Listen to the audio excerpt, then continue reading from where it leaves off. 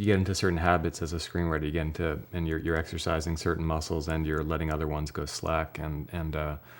So, for instance, when you're writing a screenplay, you get used to writing interior living room day, and that's it. You don't have to do anything else. And a production designer is going to come along and figure out what the living room's supposed to look like. And you say how many people are in the room, and a costumer is going to decide what they're wearing, and the actors are going to play the roles. So you're really just, again, it's a blueprint. That screenplay you're writing is a blueprint for a movie, and you're trying to be as lean as possible. You want as few words on paper as possible because you're trying to tell an entire story in about 110 pages. So everything's about efficiency and keep things moving forward.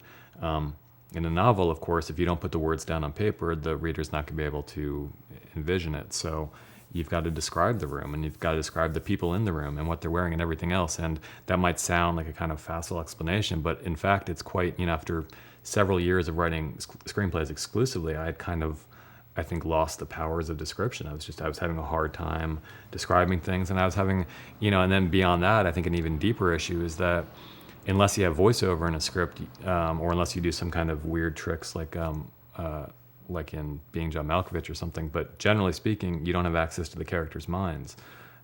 So it's the screenplay is always written in a third person. It's always present tense.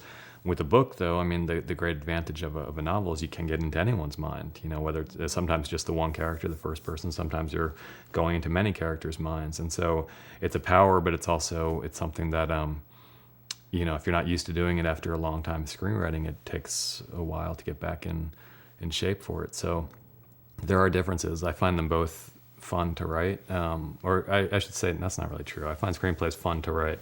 I find novels kind of torture, but the end result, the final book, is much more satisfying as an object than the final movie, because the book is my own. Whereas the movie, even if I end up loving the movie, like 25th Hour, that's still Spike Lee's movie, and the actors, had a great deal to do with it. So I take a great deal of pride in it, but it's not my own. It's a collaboration, and I think at the end of the day, it's always going to be more.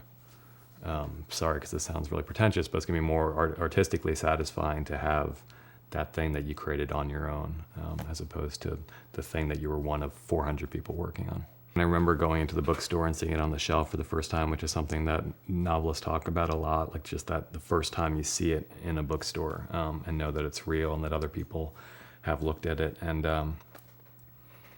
it's pretty powerful. I mean, that's the thing. It's like this, it's a very strange process, because it all starts off in your brain. It's just these imagined characters in an imagined world, and then and you put it down on paper, and then a year later, there it is, and it's in an actual book. And it's true with the movie too. I mean, with the movie, in some ways, it's even stranger, because you meet the people who are going to play the characters that you created, and so I remember meeting the actress who played the character Naturelle in 25th Hour, and she came over and said, "I'm Naturelle," and it was just like, it's like a Twilight Zone episode where these people that have been only real in your brain are now walking towards you and smiling at you and waiting for you to say something. So it's an interesting alchemy, and it's a lot of fun.